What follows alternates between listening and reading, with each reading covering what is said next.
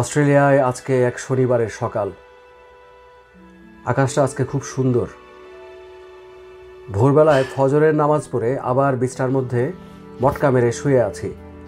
তো শনিবার সকালে এই শুয়ে থাকাটা সারা সপ্তাহের কাজের ব্যস্ততার পরে প্রবাস জীবনের একটা ছোট সুখ। তবে এই সুখটা আজকে কপালে আমার খুব বেশি নাই। আজকে সারাদিন অনেকগুলো ঝামেলার কাজ আছে। দর্শক দেখতে পাচ্ছেন কি সুন্দর আকাশ, দূরে পাহাড় দেখা যাচ্ছে। শনিবারে আমাদের অনেকগুলো কাজ থাকে, তার মধ্যে থাকে বাজার সদাই করা, সারা সপ্তাহ বাজার করা। ছেলেটার একটা সুইমিং ক্লাস আছে, সেখানে সাঁতার কাটতে যায়। তবে আজকে বেশ বড় একটা ঝামেলার কাজ আছে। গতকালকে রাত্রে বৃষ্টি হয়ে গেছে, বেশ খানিকটা বৃষ্টি। তো বছরের এই সময়ে অস্ট্রেলিয়াতে বৃষ্টি হওয়ার কথা না, কিন্তু এই ওয়েদার চেঞ্জের কারণেই কিনা কে জানে এখন এই সময়েও বৃষ্টি হচ্ছে। তবে অস্ট্রেলিয়ার উত্তর দিকে একটা ঝড় হয়ে গেছে, একটা বেশ বড় ঘূর্ণিঝড়, সাইক্লোন, সেটার প্রভাবেও হতে পারে এই বৃষ্টি। তো সাউথ অস্ট্রেলিয়ায় অ্যাডিলেড যে শহরে আমি থাকি সেখানে ঝড় হয় নাই, তবে বৃষ্টি হয়েছে বেশ খানিকটা। আমার 2টা মুরগি আছে পেছনে, আগে 4টা ছিল, 2টা মারা গেছে, এখন আছে 2টা। এই মুরগিগুলো হচ্ছে আমার পোষা, আমার পেট। তো মাঝে মধ্যে মনে চাইলে এরা ডিম পারে, মাঝে মধ্যে পারে না, অনেকদিন পারছে না। মুরগিগুলোর বয়সও হয়ে গেছে অনেক, বেশ অনেকদিন থেকে আমাদের সাথে আছে।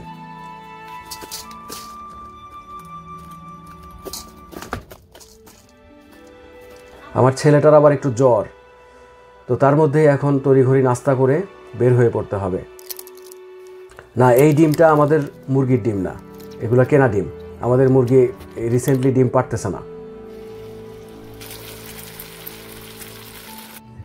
আমরা কয়েকদিন পরে বাংলাদেশে যাব।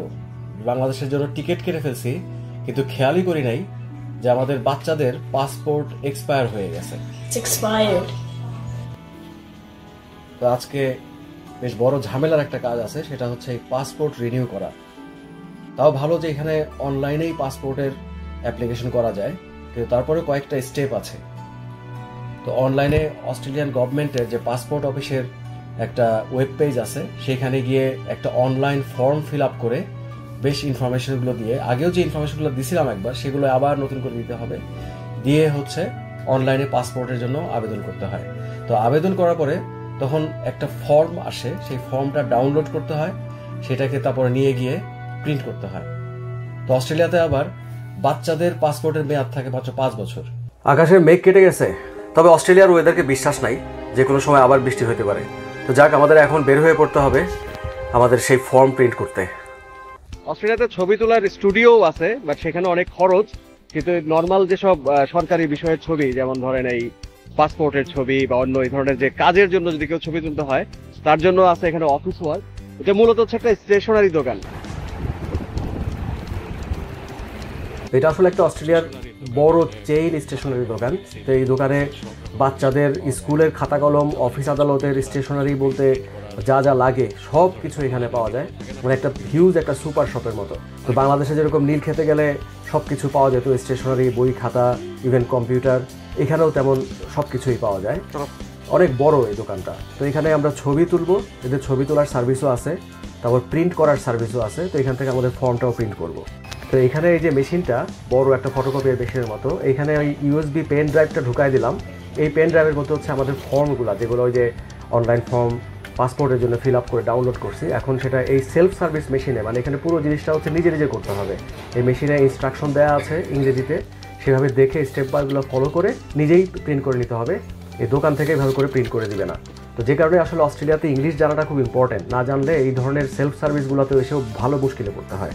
তো যাই হোক, এখন ছবি তোলার অকেশন শুরু হইলো। তা আমার ছেলের আবার ছবি তুলতে গেলেই তার হাসি আসে। যদিও পাসপোর্টের ছবি তুলতে হবে সোজা মুখে, মানে কোনো হাসি মুখ করে ছবি তোলা যাবে না, এটা অস্ট্রেলিয়ার পাসপোর্টের নিয়ম।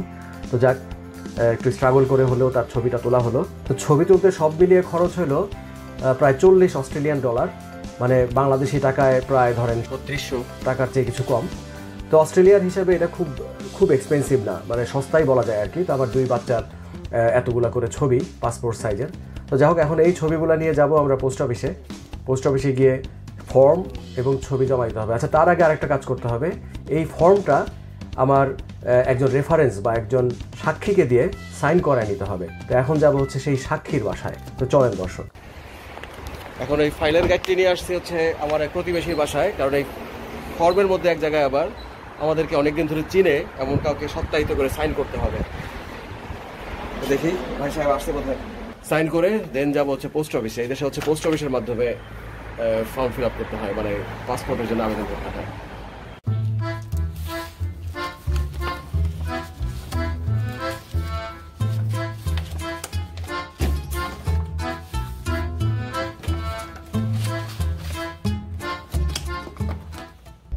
That was quite hectic. এই শনিবার দিন উইকেন্ডে আমার এই প্রতিবেশী, ওনাকে ঘুম থেকে তুললাম, ওনাকে দিয়ে ওই ফর্মের যে উইটনেসের সাইন টাইন এগুলো করাইলাম, ছবির পিছনে সাইন করাইলাম। তো যাক, উনি ভালো মানুষ, উনি খুবই হেল্পফুল। এর আগেও অনেক ব্যাপারে উনি আমাকে অনেক হেল্প করছে। তো যাক, আলহামদুলিল্লাহ, দোয়া রাখেন, ওনার জন্য দোয়া রাখেন, আমার জন্য দোয়া রাখেন। তো এখন যাইতেছি পোস্ট অফিসে এই ফর্মগুলো দেওয়ার জন্য। চলেন যাই।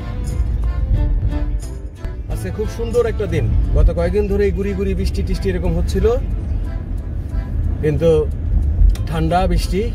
কিন্তু আজকে দেখেন আকাশে কি সুন্দর মেঘ। মেঘ আবার ডুয়াল টোন, মানে পেটের কাছ থেকে একটু গ্রে, চারদিক দিয়ে আবার হোয়াইট। আর আকাশটা অনেক নীল। অস্ট্রেলিয়ার আকাশ অনেক নীল হয়।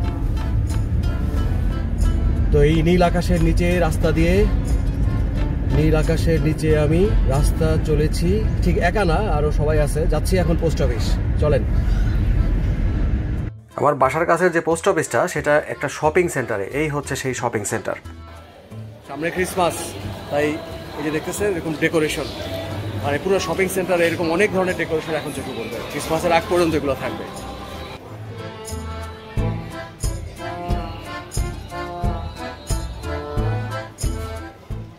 আমাদের দেশে যেরকম ঈদের আগে হয় ওইরকম আর কি। ঈদের সময় দোকানে লাইট টাইট জ্বালায়, শপিং সেন্টারগুলোতে লাইট টাইট জ্বালায়। এখানে হচ্ছে এরকম ক্রিসমাসের সময় গাছ টাছ দিয়ে ডেকোরেশন করে। এই শপিং সেন্টার একটা পোস্ট অফিস আছে, এটা হচ্ছে ইঙ্গেল ফার্ম শপিং সেন্টার। তো এইটার পোস্ট অফিসে আমরা এখন যাব। অস্ট্রেলিয়ার পোস্ট অফিসে আপনার অনেক ধরনের কাজ, শুধু যে তারা পোস্ট করে তা না, অনেক ধরনের কাজ তারা করে। এই পাসপোর্টের আবেদন, পাসপোর্ট তারা দেয় না, বাট তারা হচ্ছে আবেদনের একটা কালেকশন সেন্টার। এখান থেকে তারা পাসপোর্টের ফর্ম এবং অ্যাপ্লিকেশনগুলো নিয়ে হচ্ছে অস্ট্রেলিয়ার যে পাসপোর্ট অফিস তাদের কাছে পাঠাবে। তারা এমনকি অনেক স্টেশনারি বিক্রিও করে এখানে। এখানে বিভিন্ন কলম, খাতা, পেন্সিল, খেলনাপাতি, ইলেকট্রনিক্স এরকম টুকিটাকি জিনিসও তারা সেল করে। সাইনিং সেরেমনি হইলো, আমার মেয়ে হচ্ছে সাইন করলো। তো 10 বছরের উপরে হইলেই বাচ্চা, তাকেও সাইন করতে হবে, সেটা সিগনেচার হোক বা তার নামের একটা অংশ হোক, এটা নিয়ম আর কি। তো সাইন করা হইলো, এখন হচ্ছে কাউন্টারে গিয়ে আমাদের এইটা জমা দিতে হবে। ফর্ম টর্ম সব রেডি করে এখন এই কাউন্টারে হচ্ছে আমরা পাসপোর্টের যে অ্যাপ্লিকেশন, ছবি সব একসাথে করে জমা দিব। তো কাউন্টারে দেখেন কি সুন্দর ওরা ক্রিসমাসের জন্য ডেকোরেট করছে। সামনে ক্রিসমাসের সময় অনেকে এইভাবে গিফট টিফট পাঠাবে এই পোস্ট অফিসের মাধ্যমে। এটা এই দেশের একটা কালচার, যে কারণে এই দোকানগুলো, পোস্ট অফিসগুলো ওরা খুব সুন্দর করে সাজায়। কাজ সারলাম, ফর্ম দিলাম, অনেক সময় লাগছে, কারণ প্রথমে যে ছবিটা তুলছিলাম ছবিটা নাকি আবার একটু ঝাপসা আসছে। পরে আবার এদের ছবি তোলার কিছু ফ্যাসিলিটি আছে, ওইখান থেকে তারা ছবি তুলে তারপরে সেটা ফর্মে অ্যাটাচ করছে। ভালো, এদের সার্ভিস খুব ভালো। ইন্টারেস্টিংলি জানেন কি, যেটা হচ্ছে এই অস্ট্রেলিয়ার যে পোস্ট অফিস এগুলো আমরা যাই, এগুলো কিন্তু সব প্রাইভেট। মানে হচ্ছে অস্ট্রেলিয়া, বাংলাদেশে যেমন একটা অস্ট্রেলিয়া পোস্ট অফিস হচ্ছে একটা সরকারি একটা প্রতিষ্ঠান, এখানে সরকারি একটা নিয়ন্ত্রণ আছে, কিন্তু তাদের কাছ থেকে ফ্র্যাঞ্চাইজ নিয়ে এই পোস্ট অফিসগুলো করা যায়। মানে যে কেউ চাইলে, যদি আমিও চাই এদের কাছ থেকে ফ্র্যাঞ্চাইজ নিয়ে আমি নিজেও একটা এরকম পোস্ট অফিস খুলতে পারবো।